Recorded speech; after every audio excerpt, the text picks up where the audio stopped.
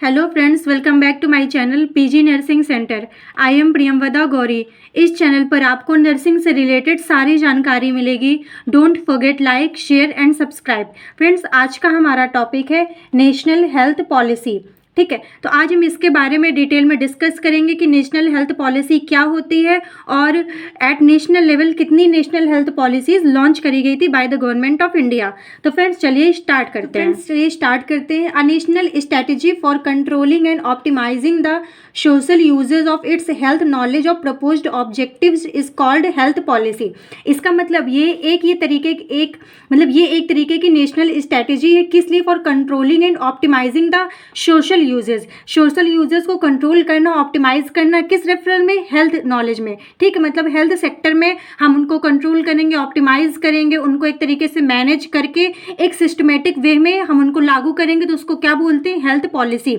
ठीक है, देखिए हेल्थ पॉलिसी का मतलब क्या होता है? ये एक सिस्टमेटिक प्रोसीजर होता है, प्रोसीजर नहीं, एक प्रोसेस होता है जिसमें पहले हम जो प्रॉब्लम्स है उनको आइडेंटिफाई करते हैं, उनको एक्नॉलेज करते हैं, उनका एनालिसिस करते हैं, फिर उनको कैसे सॉल्व करना है वो सब करते हैं, और फिर एक सिस्टमेटिक वे से जैसे जैसे हम काम करते रहते हैं, फिर जो हमारा प्लान बन करके तैयार होता है, फिर जब उसको लागू किया जाता है तो वो किस रूप में आता है? पॉलिसी के रूप में आता है। ठीक है, तो according to WHO, health policy is defined as decision, plans and action that are undertaken to achieve specific health care goals within a society. देखिए इसमें वही बात बोल दी गई है कि अकॉर्डिंग टू WHO के अकॉर्डिंग हेल्थ पॉलिसी की डेफिनेशन क्या है कि सबसे पहले डिसीजन लेना, उसके लिए प्लान्स बनाना, एक्शन करना, क्या क्या हमको करना है, ये सारे कदम उठाना, और किस चीज़ में? Achieve specific health care goals. Health care setting में हमको specific health care goals achieve करने हैं सोसाइटी के अंदर। तो यही है, इन्हीं एक सिस्टमेटिक प्रोसेस को बोल दिया गया है हेल्थ पॉलिसी।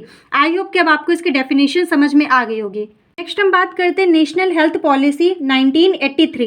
ठीक है, तो ये हमारी पहली नेशनल हेल्थ पॉलिसी थी। ठीक है, तो the ministry of health and family welfare of government of India evolved a national health policy in 1983 to 2002। देखिए जो हमारा ministry of health and family welfare है, जिसको हिंदी में स्वास्थ्य तथा परिवार कल्याण मंत्रालय बोलते हैं, इसने एक नेशनल हेल्थ पॉलिसी इवॉल्व करी। कब करी थी? 1983 को। ठीक है, कब से कब तक के लिए? 1983 से 2002 तक के लिए। नेक्स्ट है stress is put down on preventive, promotive public health and recovery condition of health care. इसमें किस पर फोकस किया गया था? देखिए प्रिवेंटिव अप्रोच होनी चाहिए, जैसे कोई भी बीमारी उसको होने से पहले हमको उसका रोकथाम कर लेना है। ठीक है, तो प्रिवेंटिव अप्रोच होनी है। प्रमोटिव मतलब कि जो इंसान की बेसिक गुड हेल्थ है उसको प्रमोट करना है, और जो पब्लिक हेल्थ है उनको प्रॉपरली हेल्थ केयर सर्विसेज हमको उनको प्रोवाइड करानी है, उनकी कंडीशंस को रिकवर करना, ये सारी चीज़ें आती हैं हमारी नेशनल हेल्थ पॉलिसी के अंदर। ठीक है, नेक्स्ट है for establishing extensive health care services the policy focus to reach the population in the remote area of the country. इसमें देखिए क्या बोला गया है, इसमें बोला गया है कि जो हेल्थ केयर सर्विसेज है उनका बेसिकली मेन फोकस कहाँ था? ऐसा एरिया जो रीच आउट, मतलब कि दूर होता है। जैसे कोई एक गांव है, मैं यहाँ पे एग्जांपल समझा दूँ, जैसे कोई गांव है, ठीक है, ये इतना बड़ा गांव है, यहाँ पे लोग रहते हैं, ठीक है, यहाँ पे लोग रहते हैं और यहीं पर एक CSC बना दिया गया है। ठीक है, लेकिन यहाँ पर एक छोटा सा 20-30 घर यहाँ पर भी बने हुए हैं, तो एक तो पॉपुलेशन यहाँ पर भी रह रही है, लेकिन ये यहाँ से बहुत ज़्यादा दूर है, वो कनेक्ट नहीं कर पा रही है। तो जो ये 1983 की पॉलिसी थी, इसका अप्रोच क्या थी कि जो यहाँ तक पॉपुलेशन है, मतलब जो पॉपुलेशन है, इसको रिमोट एरिया, मतलब कि जो दूरस्थ वाले लोग हैं, उनको भी हम properly health care services provide करवा सकें। इन 1983 India got it first national health policy after 36 year of independence. इसमें ये बात बोली गई कि इन 1983 मतलब 1983 को जो हमारा इंडिया है उसको फर्स्ट नेशनल हेल्थ पॉलिसी मिली, उसको अपनी पहली NHP मिली आफ्टर 36 सालों के बाद। जब हमारा देश आज़ाद हुआ था उसके 36 सालों के बाद इंडिया को फर्स्ट नेशनल हेल्थ पॉलिसी मिली। नेक्स्ट हम बात करते हैं salient feature. Following are the salient feature of 1983 health policy. Friends, इसका मतलब है कि इसमें क्या क्या विशेषताएं थी उनके बारे में बात कर रहे हैं। तो it was important for the curative oriented western model of health care. देखिए ये जो था किसके लिए इंपॉर्टेंट था? क्यूरेटिव अप्रोच के लिए, और ये किस पर ओरिएंटेड था? Western model of health care पर ओरिएंटेड था। ठीक है, next it focus on preventive, promotive and rehabilitative primary health care approach. इसने किस पर फोकस किया? प्रिवेंटिव अप्रोच पर। देखिए फ्रेंड्स, अगर आप कम्युनिटी हेल्थ नर्सिंग पढ़ रहे हैं तो आपको ये 3-4 वर्ड तो हमेशा टिप ऑफ द ढंग होने चाहिए, ठीक है, कि इसमें प्रिवेंटिव अप्रोच होती है, प्रमोटिव अप्रोच होती है, क्यूरेटिव अप्रोच होती है, रिहैबिलिटेटिव। रिहैबिलिटेटिव का मतलब होता है कि जो उसके मतलब उसको रीस्टोर करना, ठीक है, उसके वापस उसी फंक्शन लेवल पर लाना, ठीक है। तो ये सारी हमारी जो फैमिली हेल्थ केयर था उसकी अप्रोच थी। नेक्स्ट आ जाता है, it generally recommends a decentralised system of health care whose main feature is low cost, deprofessionalisation and community participation. देखिए फ्रेंड्स, मैं इस पॉइंट को आपको समझा देती हूँ। इसमें ये बोला गया है कि it generally recommend a decentralised system. इसमें ये बोला गया है, इसने फोकस किया कि ये जो कह रहा है कि ये बोल रहा है कि डिसेंट्रलाइज्ड अप्रोच करनी है। डिसेंट्रलाइज्ड का मतलब है, सपोज दैट ये हमारा पूरा इंडिया है, ठीक है, ये हमारा इंडिया है, यहाँ पे हमारा सेंटर सपोज दैट दिल्ली है, ठीक है, यहाँ पर एक बहुत बड़ा हॉस्पिटल खुला है। तो अब क्या हो रहा है कि तमिलनाडु के लोगों को प्रॉब्लम हो रही है तो दिल्ली जा रहे हैं, असम के लोगों को प्रॉब्लम हो रही है तो दिल्ली जा रहे हैं, वेस्ट बंगाल के लोगों को प्रॉब्लम हो रही है तो दिल्ली जा रहे हैं। तो ये एक सेंट्रलाइज्ड अप्रोच है कि कहीं पर भी मतलब भारत के किसी भी कोने में प्रॉब्लम हो तो आपको दिल्ली आना है, ये सेंट्रलाइज्ड है। लेकिन एक बात बताइए, क्या लोगों के लिए बेनिफिट है अगर तमिलनाडु में किसी को एक और महिला है, उसको प्रेग्नेंट मतलब उसको प्रेगनेंसी होने वाली, डिलीवरी होने वाली है, तो जब तक वो पहुंचेगी रास्ते में उसको कॉम्प्लिकेशन आ सकते हैं। तो इसमें क्या किया गया, तो जो यहाँ पर पॉलिसी मेकिंग वाले लोग हैं उन्होंने सोचा कि हम सेंट्रलाइज्ड अप्रोच ना करके डिसेंट्रलाइज करें। डिसेंट्रलाइज का मतलब कि वहाँ पर लोकल एरिया में हम हॉस्पिटल खोल दें, और अगर हॉस्पिटल नहीं खोल पा रहे हैं तो वहाँ पर अपने वॉलंटियर्स भेज दें, अपने सोशल वर्कर्स भेज दें, जो वहाँ का जो कम्युनिटी लेवल है, जो वहाँ का ग्राउंड लेवल है, उनसे लोगों से कनेक्ट कर पाए। जब वो कनेक्ट करेंगे तो उनकी प्रॉब्लम को वहीं पर सॉल्व कर देंगे। तो इसको बोलते हैं डिसेंट्रलाइज्ड सिस्टम, ठीक है। तो आई होप कि आपको समझ में आ गया होगा। तो यहाँ पे वही बात बोली गई, it generally recommends a decentralised system of health care whose main feature is low cost, deprofessionalisation. और इसमें क्या होता है, लो कॉस्ट होता है। देखिए, अगर आपको लोकल एरिया पर ही मिल जाएगा तो आपके सस्ते में भी आपका इलाज हो सकता है, कहीं आप बाहर जाएंगे तो आपको वो कॉमन सी बात है, महंगा पड़ेगा। Next, use of volunteer and paramedics. इसमें यही है कि अगर डिसेंट्रलाइज्ड अप्रोच होगी तो कोई हेल्थ केयर सर्विस प्रोवाइडर का एक एजेंट होगा जो आपके पास आएगा। वो एक नर्स हो सकती है, वो एक सोशल वर्कर हो सकता है, वो एक वॉलंटियर हो सकता है, वो एक पैरामेडिक्स हो सकता है, ठीक है। एंड कम्युनिटी पार्टिसिपेशन, और जब ग्राउंड लेवल पर आकर के वर्कर काम करेंगे तो उसमें ऑटोमेटिक कम्युनिटी का पार्टिसिपेशन होगा, ठीक है। नेक्स्ट आ जाता है, it expand the private curative sector that help in reducing the government responsibility. और इस पॉलिसी में ये भी कहा गया, इसने मतलब कि जो प्राइवेट सेक्टर था उसको भी एक्सपेंड किया, प्राइवेटाइजेशन को एक्सपेंड किया। इसका मतलब है कि प्राइवेट हॉस्पिटल को भी खोलने के लिए इसने नई नई पॉलिसीज दी, उनको भी थोड़ा सा टैक्स में रिलैक्सेशन दिया। इससे क्या होगा, जो गवर्नमेंट की रिस्पॉन्सिबिलिटीज है वो थोड़ी कम हो जाएंगी, ठीक है, क्योंकि गवर्नमेंट के पास और भी बहुत सारे सेक्टर है जिसमें काम करना है। टीचिंग सेक्टर हो गया, सड़क बनाना, और भी अलग अलग तरीके के प्लान्स लाना। तो इस तरीके से वो और भी काम कर सके, केवल हेल्थ पर ही ना फोकस करे। तो इसके लिए प्राइवेटाइजेशन को भी बहुत ज़्यादा इंपॉर्टेंस दी गई। नेक्स्ट आ जाता है, the object progress of this policy propose that there is necessity of an additional strategy और new sizeable intervention to attain undesirable health of the century. देखिए, इस पॉलिसी का मतलब ये है, इस पॉइंट में ये बोला गया है कि देखिए उस समय क्या हो रहा था, बहुत ज़्यादा 1983 की बातें हो रही हैं, तो उस समय बहुत ज़्यादा मॉडर्नाइजेशन नहीं था, उतनी ज़्यादा हेल्थ केयर सर्विसेज नहीं थी, ना ही उतना ज़्यादा इंफ्रास्ट्रक्चर था। तो उस समय ये बातें हो रही थी कि अगर आपको आने वाले समय में बहुत ज़्यादा अच्छा चाहते हैं, आप आउटकम चाहते हैं कि महामारियाँ ख़त्म हो जाएं, लोग हेल्दी रहें, तो आपको एक बहुत अलग सा कदम उठाना पड़ेगा, बहुत एक महत्वपूर्ण कदम उठाना पड़ेगा। तो यहाँ पे वही बोला गया है, एडिशनल स्ट्रेटेजी और न्यू साइजेबल इंटरवेंशन। आपको कोई न्यू साइजेबल इंटरवेंशन करना पड़ेगा, किस लिए, undesirable health of the century, कि जो आपने डिज़ायर भी नहीं किया उतना आउटपुट। जैसे नहीं कहते हैं कि अगर आपको बहुत बड़ा कुछ चाहिए तो बहुत बड़ा कदम भी उठाना पड़ता है, तो वही बात यहाँ पर बोली गई है। हम बात करते हैं इसके ऑब्जेक्टिव्स की, ठीक है, कि इसके क्या क्या उद्देश्य थे। तो पहला ऑब्जेक्टिव है to establish a well distributed network of comprehensive primary health care services linked with the extension and health education. इसमें बेसिकली ये बोला गया है कि एक वेल डिस्ट्रीब्यूटेड नेटवर्क बनाना है जो प्राइमरी हेल्थ केयर को और कॉम्प्रिहेंसिव कर सके और उसको अच्छे से सर्विसेज प्रोवाइड कर सके, ठीक है। और किससे लिंक करना है, extension of and health education, ठीक है, which is designed in the context of the ground reality that elementary health problems can be resolve by the people themselves. इसमें बेसिकली ये हो रहा है कि हमको लोगों को अच्छी हेल्थ एजुकेशन भी देनी है और प्राइमरी हेल्थ केयर भी प्रोवाइड करना है और ग्राउंड रियलिटी जाननी है। देखिए जैसे अभी मैंने आपको सेंट्रलाइजेशन और डिसेंट्रलाइज्ड अप्रोच बताई थी, उसमें अगर कोई सेंटर पर बैठा है, एक हॉस्पिटल है, हॉस्पिटल के अंदर कोई ऑफिस में कोई बैठा है, तो क्या वो गाँव के अंदर जाकर के जो परेशानियाँ हो रही हैं उसको देख सकता है? नहीं देख सकता। गाँव के लोग जो परेशानियाँ फेस कर रहे हैं, जो उनको प्रॉब्लम हो रही है, एक ऑफिस के अंदर बैठा आदमी नहीं कभी महसूस कर पाएगा। उसको वो चीज़ें जानने के लिए ग्राउंड लेवल पर उतरना पड़ेगा, ठीक है। जब आप ग्राउंड लेवल पर उतरेंगे, आप एक ऑफिसर है, आप एक डॉक्टर है, आप ग्राउंड लेवल पर आएंगे, वहाँ पर उस चीज़ के बारे में आप जब हेल्थ एजुकेशन देंगे, तब वहाँ के लोग उस चीज़ से लड़ाई करेंगे ना, तब वहाँ के लोग उस चीज़ से प्रिवेंट करेंगे। तो ये यहाँ पर इसी के बारे में बताया गया। नेक्स्ट पॉइंट है to facilitate mediator via health volunteer is facilitated as a mediator having appropriate knowledge, simple skill and requisite technologies. इसमें ये बोला गया है कि एक तरीके का हॉस्पिटल और कम्युनिटी लोगों के बीच में एक मीडिएटर होना चाहिए। वो मीडिएटर को हेल्थ वॉलंटियर भी बोल सकते हैं, सोशल हेल्थ वर्कर भी बोल सकते हैं, ठीक है। और ये कैसा होना चाहिए? इसके पास प्रॉपर नॉलेज होना चाहिए, स्किल्स होना चाहिए और जो भी टेक्नोलॉजीज हेल्थ केयर सर्विसेज में यूज़ हो रही हैं उनके बारे में अप्रोप्रिएट नॉलेज होनी चाहिए। नेक्स्ट पॉइंट है to set up a well worked out referral system for confirming the patient load at the higher levels of the hierarchy is not needlessly burden by those who can be treated at the decentralised level. इसका मतलब ये है कि जो hospital setting है वहाँ पर referral system होना चाहिए। देखिए रेफरल सिस्टम से क्या होता है, जो हॉस्पिटल है, हॉस्पिटल पर भी बर्डन कम पड़ता है और जो पेशेंट्स होते हैं उनको भी ज़्यादा दिक्कत नहीं होती है। अगर सपोज दैट कोई एक पेशेंट है, उसको कैंसर हुआ है, अगर वो छोटे से हॉस्पिटल में जाएगा तो वहाँ पर तो उसको फैसिलिटीज़ मिलेगी नहीं, और अगर रेफरल सिस्टम नहीं होगा तो उसे फिर एक जगह से दूसरी जगह भटकना पड़ेगा, जिससे जो उसकी बीमारी है वो और ज़्यादा प्रॉब्लमेटिक हो सकती है।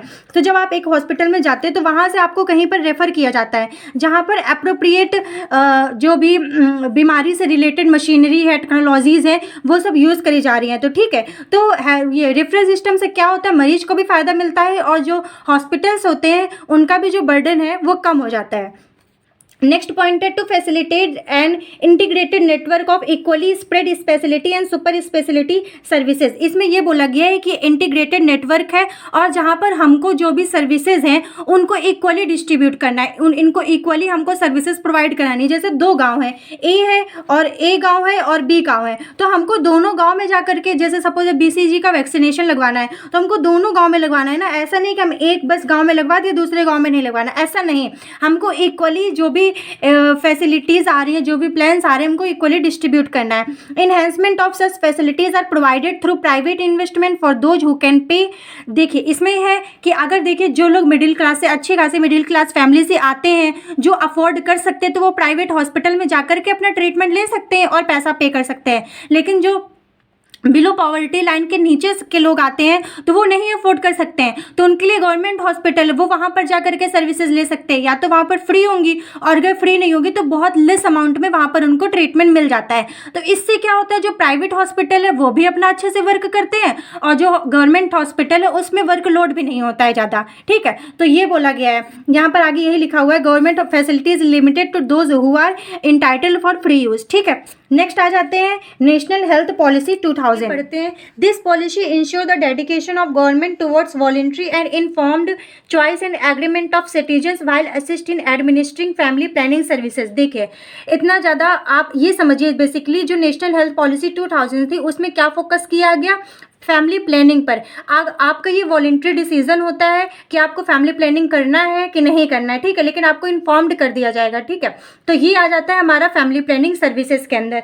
अ policy framework is provided for enhancing goal and prioritising strategy during the next decade to meet the reproductive and child health needs of the people of India. इसमें यह बोला गया है कि जो भी ये फ्रेमवर्क प्रोवाइड कराया गया, ये किस लिए प्रोवाइड कराया गया कि जो आने वाला डिकेड है, मतलब जो आने वाले 10 साल है, उसमें जो रिप्रोडक्टिव और चाइल्ड हेल्थ की नीड्स हैं वो फिलफिल हो सके, वो सही हो सके। देखिए ये बात हो रही है 2000 की। उस समय देखिए मदर के लिए भी ज़्यादा पॉलिसी नहीं थी और बच्चों के लिए भी, जो इन्फेंट होते उनके लिए भी ज़्यादा पॉलिसीज़ नहीं थी।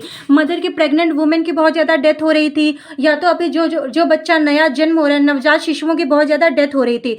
तो इस जो 2000 की पॉलिसी थी उसमें बस इसी बात पर फोकस फोकस किया गया। पहला तो फैमिली प्लानिंग पर फोकस किया गया, दूसरा रिप्रोडक्टिव एंड चाइल्ड हेल्थ पर फोकस किया गया, ठीक है। To achieve net replacement level TFR by 2010, इसमें मतलब अब देखिए 2000 की बात हो रही है, तो आने वाले जो डिकेड लिखा है, नेक्स्ट डिकेड का मतलब कि आने वाले 10 सालों में एक नेट रिप्लेसमेंट लेवल, TFR का मतलब होता है टोटल फर्टिलिटी रेट, जो टोटल फर्टिलिटी रेट है ये कि स्टेबल हो जाए, और जो रिप्रोडक्टिव एंड चाइल्ड हेल्थ की जो है, जो जैसे MMR है, मैटरनल मोर्टेलिटी रेट है, इन्फेंट मोर्टेलिटी रेट है, ये सब रिड्यूस हो जाए, ये सब ना हो, ठीक है। पढ़ते हैं objective of national health planning 2000 to convey the incomplete needs for contraception. इसमें वही बात बोली गई कि जो कॉन्ट्रासेप्शन की नीड है उसको हमको फुलफिल करनी है, हेल्थ केयर इंफ्रास्ट्रक्चर पर फोकस करना है, and health staffs are the instant objective of NPP 2000। NPP का फुल फॉर्म है नेशनल पॉपुलेशन पॉलिसी 2000 पर। यहाँ पर क्या करना है, इंफ्रास्ट्रक्चर पर फोकस करना है और जो भी स्टाफ है उसको फुलफिल करना है, ठीक है। It also provides combined service delivery for basic reproductive and child health care. आपको पता है इस पॉलिसी में किस पर फोकस किया जा रहा है, बेसिक रिप्रोडक्टिव मतलब मदर हेल्थ पर और चाइल्ड हेल्थ पर फोकस करना है। नेक्स्ट पॉइंट है to take the TFR to replacement level by 2010, मतलब टोटल फर्टिलिटी रेट जो है उसको हमको 2010 तक रिप्लेस करना है through efficient implementation of interdepartmental operational strategies is the medium term objective of NPP 2000। इसमें बेसिकली यही बोला गया है कि जो हमारा 2010 मतलब आने वाले 10 सालों में हमको टोटल फर्टिलिटी रेट को स्टेबल करना है, ना ही बच्चों की ज़्यादा डेथ हो, ठीक है, इसको हमको वो रोकना है, और जो भी इम्प्लीमेंटेशन करनी है, इंटर डिपार्टमेंटल अप्रोच करनी है, उसको हमको अच्छे से थ्रू द अच्छी प्लानिंग के साथ हमको उसको स्ट्रेटजी बना करके करना है, अप्रोच करनी है। नेक्स्ट पॉइंट है to achieve a stable population by 2045। इसका मतलब ये 2045 आने वाले समय तक हमको जो पॉपुलेशन है उसको स्टेबल करना है at a level consistent with the requirements of sustainable economic growth. मतलब जो इकोनॉमिक ग्रोथ है उसको हमको स्टेबल करना है, उसको हमको और ज़्यादा इंक्रीज करना है, सोशल डेवलपमेंट करना है, and environmental protection is the long term objective of NPP 2000। और इसका लॉन्ग टर्म ऑब्जेक्टिव क्या था, इन्वायरमेंटल प्रोटेक्शन, ठीक है। आई होप कि आपको जो नेशनल हेल्थ पॉलिसी 2000 है उसके ऑब्जेक्टिव समझ में आ गए होंगे। फ्रेंड्स इतना ज़्यादा आपको वो कॉम्प्लिकेटेड पढ़ने की जरूरत नहीं, बेसिकली जो की टर्म है उस पर फोकस कीजिए कि इस पॉलिसी में किस पर फोकस किया गया था, मेथड ऑफ कॉन्ट्रासेप्शन पर फोकस किया गया था, और रिप्रोडक्टिव मदर हेल्थ पर और चाइल्ड हेल्थ पर फोकस किया गया था। तो आप बस इतना याद रखिए, तो आप पॉइंट्स अपने आप बना करके लिख सकते हैं। अब हम बात करते हैं नेशनल हेल्थ पॉलिसी 2002। इसमें क्या होता है, government of India introduced a revised health policy, national health policy in 2002 to carry out better health care in complete goals. मतलब ये एक तरीके की रिवाइज्ड पॉलिसी है, नई पॉलिसी नहीं करी गई है, क्योंकि 2000 में तो आई थी, तो 2 साल बाद उसको रिवाइज किया गया है, और जो भी इनकम्प्लीट गोल थे उनको अचीव करने पर फोकस किया गया है। According to this revised policy government and health professional are forced to provide good health care to the society. इसमें क्या मतलब हुआ था, बेसिकली इसमें जो गवर्नमेंट है और जो हेल्थ प्रोफेशनल का मतलब वही है जो हेल्थ स्टाफ है, नर्सिंग स्टाफ है, डॉक्टर्स है, इन सबको फोर्स किया गया था कि आप जो कम्युनिटी है, जो सोसाइटी है, उसको गुड हेल्थ केयर प्रोवाइड करें, अच्छे से अच्छी ज़्यादा सर्विसेज प्रोवाइड करें। The predictable event of NHP 2002 leads to enhance the use of health service to large group rather than a small group। और इसमें बेसिकली किस पर फोकस किया गया था कि हम ज़्यादा से ज़्यादा पॉपुलेशन को कवर करें, ठीक है। जैसे अभी हम स्मॉल छोटे छोटे ग्रुप्स को देख रहे थे, छोटे छोटे गांवों को देख रहे थे, तो हमें ऐसा नहीं करना है। एक पर्टिकुलर 10 लोगों को अगर हम सही कर रहे हैं तो इसका मतलब ये नहीं कि हमारा पूरा स्टेट सही हो जाएगा, हमें पूरे लार्जर अमाउंट में सर्विसेज प्रोवाइड करानी होगी, लार्जर कम्युनिटी है हमारी, उसको हमको पूरा कवर करना होगा, ठीक है। नेक्स्ट पॉइंट है the involvement of social policies aids to the credit of the revised NHP 2002। Basically इसमें यही बोला गया कि जो सोशल पॉलिसीज थी उनको भी इसमें इन्वॉल्व किया गया है, किसमें, जो रिवाइज्ड NHP 2002 है, ठीक है। अब हम इसके ऑब्जेक्टिव देख लेते हैं।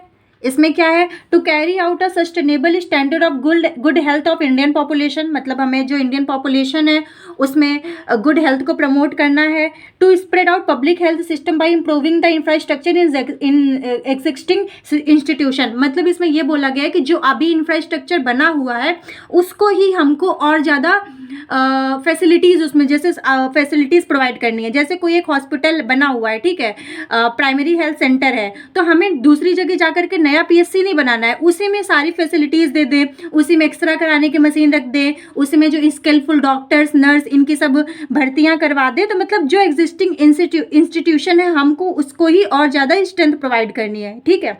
नेक्स्ट है to ensure equal availability to health services across the social and geographical expense of India.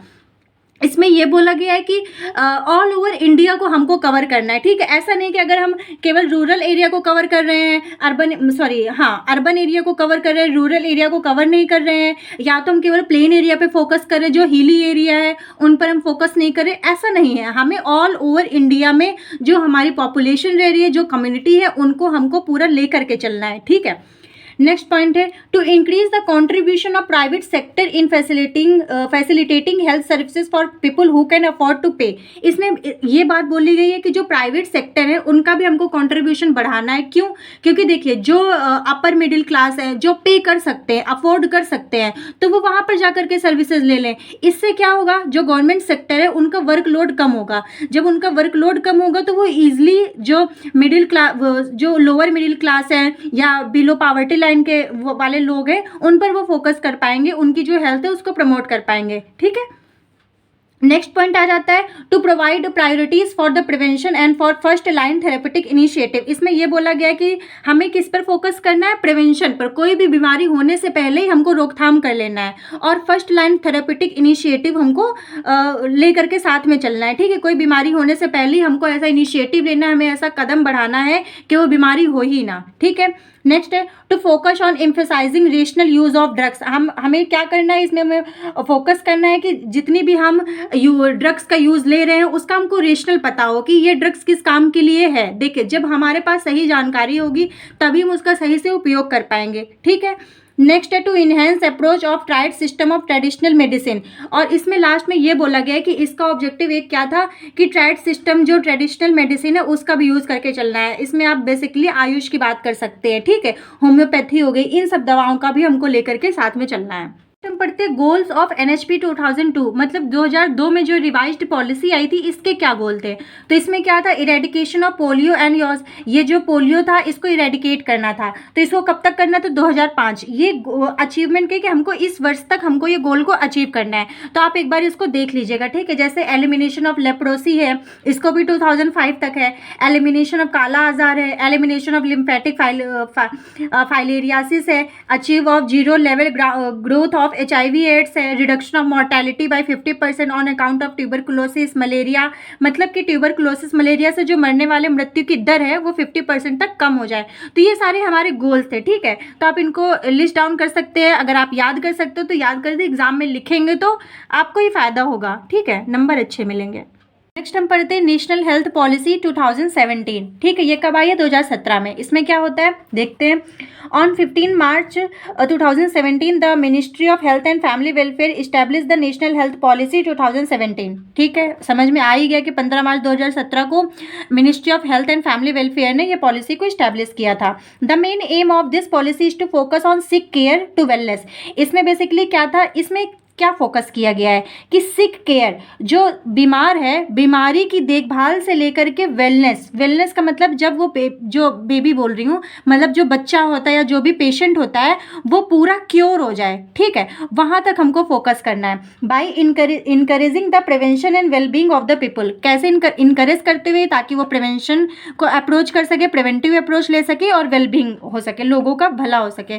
तो इसमें बेसिकली मैं आपको एक की वर्ड बताती हूँ, वैसे ध्यान से चलिएगा, कीवर्ड कुछ खास नहीं, यही है। 2017 की पॉलिसी है, इसमें क्या बोला गया है कि सिक केयर का मतलब कि इंसान बीमार है, बीमारी से लेकर के जब तक वो टोटल ठीक हो जाता है, ठीक है, बिल्कुल अच्छे से अपनी वेल बीइंग वाली कंडीशन में आ गया, वेलनेस हो गया, मतलब अब उसका कल्याण हो गया है, तो वहाँ तक हमको लेकर के जाना है। तो इसमें किस में फोकस किया गया है, तो आपको इतना सब याद करने की जरूरत नहीं है, आप बस इतना याद करें कि सिक केयर टू वेलनेस, बस। तो आप अपने सारे पॉइंट्स बना लेंगे, आप इसके बारे में लिख भी सकेंगे, ठीक है। इसमें क्या आगे देखते हैं, 7 priorities area are also identify by the NHP 2017। इसमें क्या कहते हैं, 7 ऐसे एरियाज प्रायोरिटाइज किए गए थे 2017 वाली पॉलिसी में, for improving the environment for health. और किस लिए इम्प्रूव करने के लिए, इन्वायरमेंट फॉर हेल्थ के लिए, ठीक है, कि इन्वायरमेंट का भी सपोर्ट हो, हमारी जो हेल्थ है उसको ठीक करने के लिए। This priority areas required coordinated action that includes. इसमें क्या है, ये जो सारे एरियाज है जब इनका कोऑर्डिनेशन होगा तभी हमारी हेल्थ इंप्रूव होगी। अब हम देखते हैं कौन कौन से ऐसे 7 स्तंभ हैं। सबसे पहला है द स्वच्छ भारत अभियान। देखिए, जब हमारा सराउंडिंग स्वच्छ होगा, साफ सफाई होगी तो हमको बीमारियां नहीं होंगी, ठीक है, पहला हो गया। Balance healthy diet and regular exercise.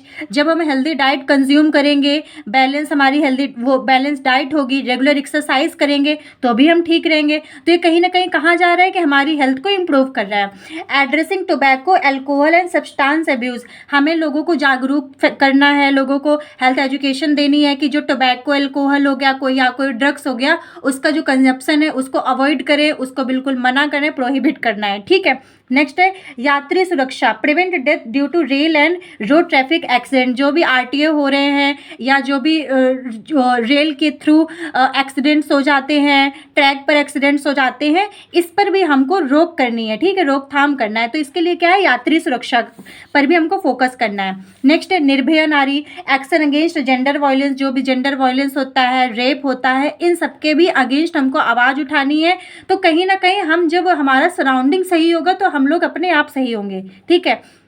Next है reduced stress and improved safety in the work place. जो भी स्ट्रेस है उसको रिड्यूस करना है, और जहाँ पर हम लोग काम करते हैं, जैसे हमारा ऑफिस हो गया, स्कूल हो गया, इंस्टीट्यूशन हो गया, वहाँ पर भी हमको कोई टेंशन ना हो और वहाँ पर भी हम लोग सेफ रहें, ठीक है। नेक्स्ट है reducing indoor and outdoor air pollution. और जो एयर पॉल्यूशन है उसको भी हमको कंट्रोल करना है, मैनेज करना है, बिल्कुल एलिमिनेट करना है, ठीक है, indoor as well as outdoor.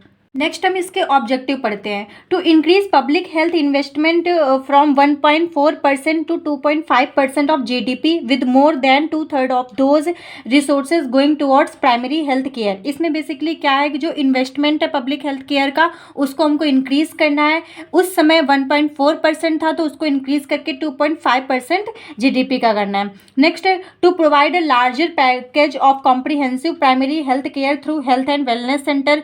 जो भी हेल्थ एंड वेलनेस सेंटर है उनका इस्टेब्लिश करना है और वहाँ पर कॉम्प्रिहेंसिव हमको केयर प्रोवाइड करनी है। कॉम्प्रिहेंसिव केयर का मतलब होता है ऑल ओवर डेवलपमेंट, ठीक है, उसमें आपकी mental health, spiritual health, physical health, ये सारी कंडीशंस आ जाती हैं।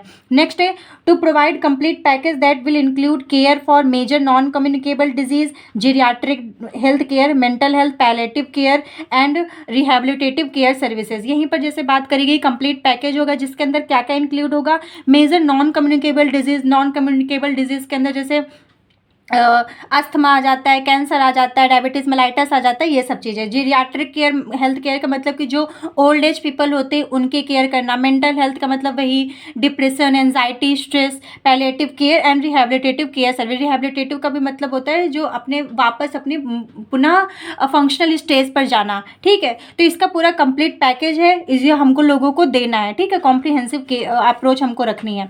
नेक्स्ट है to suggest free diagnostic drugs, emergency health care services and essential health care service in all public hospital in order to provide health care access and financial protection. Basically इसमें बोला गया है कि जो आपका डायग्नोसिस है वो फ्री होगा, जो मेडिकेशन है वो फ्री करवाई जाएंगी, इमरजेंसी हेल्थ केयर सर्विसेज भी फ्री होंगी, और जो इसेंशियल मतलब जो आपको नीड होगी उसके अकॉर्डिंग जो सर्विसेज होगी वो हॉस्पिटल के थ्रू फ्री करवाई जाएंगी।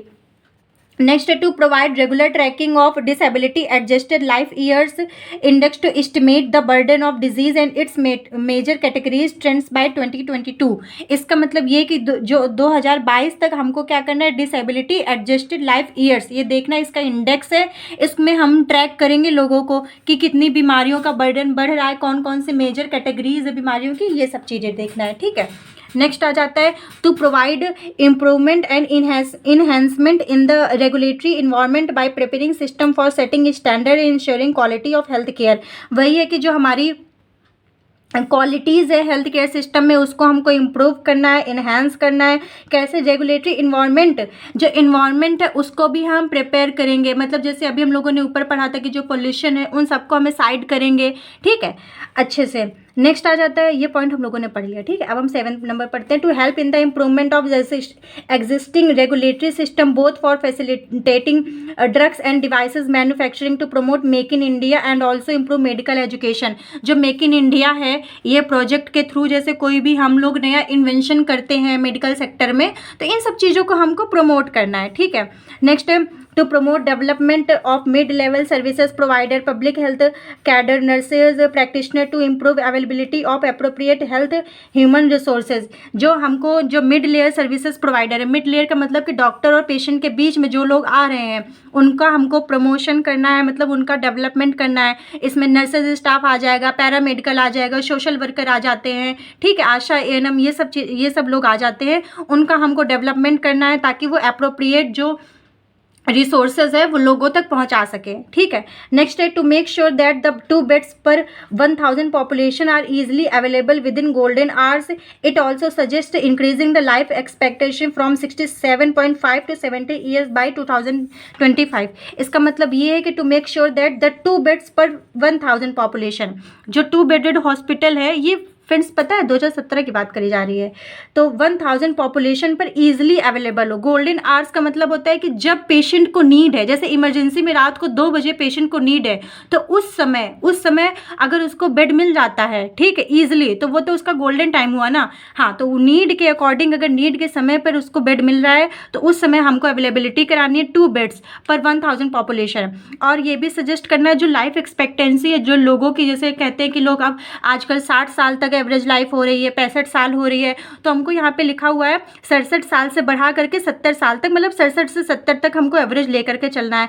कब तक? 2025, मतलब 2025 तक। नेक्स्ट है to reduce total fertility rate to 2.1 at सब national and national level by 2025। मतलब कि 2025 तक जो टोटल फर्टिलिटी रेट है उसको हमको भी कम करना है, रिड्यूस करना है, स्टेबल करना है, ठीक है। नेक्स्ट आ जाता है to reduce mortality rate of children under 5 years of age to 23 per 1000 by 2025 and maternal mortality rate to 100 by 2020। इसका मतलब ये कि 2025 तक जो 1000 में जो 23 बच्चों की डेथ हो रही है उसको हमको रिड्यूस करना है। 2020 तक ये मदर का है और ये वो किसका है? अंडर 5 ईयर चिल्ड्रन का है, ठीक है, तो उसको हमको रिड्यूस करना है। मैटरनल मोर्टेलिटी रेट को भी रिड्यूस करना है और मोर्टेलिटी रेट को भी रिड्यूस करना है, ठीक है, अंडर 5 ईयर चिल्ड्रंस का। नेक्स्ट है to reduce infant mortality rate to 28 by 2019 and reduce neonatal mortality to 16 and still birth rate to single digit by 2025। मतलब यहाँ पर यही बात बोली जा रही है कि जो इन्फेंट मोर्टेलिटी रेट है उसको भी हमको रिड्यूस करना है, हमारा टारगेट है 2019 तक। और जो नियोनेटल का मतलब होता है जो बच्चा अभी अभी जन्म लिया है 0 से 28 दिन तक के जो बेबी होता है उसको नियोनेट बोलते हैं, ठीक है, तो उस बेबी को भी हमको मोर्टेलिटी रेट की उसको भी हमको रिड्यूस करना है। फ्रेंड्स, आज हमने पढ़े नेशनल हेल्थ पॉलिसी के बारे में, इन सब के बारे में हम लोगों ने डिटेल में डिस्कस किया। जितनी भी कम्युनिटी हेल्थ नर्सिंग में नेशनल हेल्थ पॉलिसी हैं उन सब के बारे में हम लोगों ने डिटेल में डिस्कस कर लिया, ऑब्जेक्टिव पढ़ लिए, उसका इंट्रोडक्शन पढ़ लिया। अगर अभी आपको कोई डाउट है तो आप कमेंट करके पूछ सकते हैं और आप कमेंट जरूर करिएगा कि नेक्स्ट वीडियो मेरा किस टॉपिक पर होना चाहिए। And thank you so much for watching. इस वीडियो को ज़्यादा से ज़्यादा लाइक करें फ्रेंड्स, कमेंट जरूर किया करें। आपको पॉजिटिव कमेंट करना है, पॉजिटिव करें। अगर मुझसे कोई मिस्टेक होती है या कुछ भी करेक्शन होता है, कुछ भी अपना ओपिनियन जरूर रखें, ठीक है, कि हाँ आप ऐसा कर सकती हैं, ऐसे मॉडिफाई कर सकती है, इन चीज़ों को भी आप वीडियो में ला सकती हैं, तो उससे मैं और ज़्यादा मॉडिफाई करूँगी चीज़ों को, और ज़्यादा ईजिली अवेलेबल हो जाएंगी और आपको ही और अच्छे से समझ में आएंगी, ठीक है। तो ये मेरे और आपके लिए दोनों के लिए सही साबित होगा। And thank you so much for watching.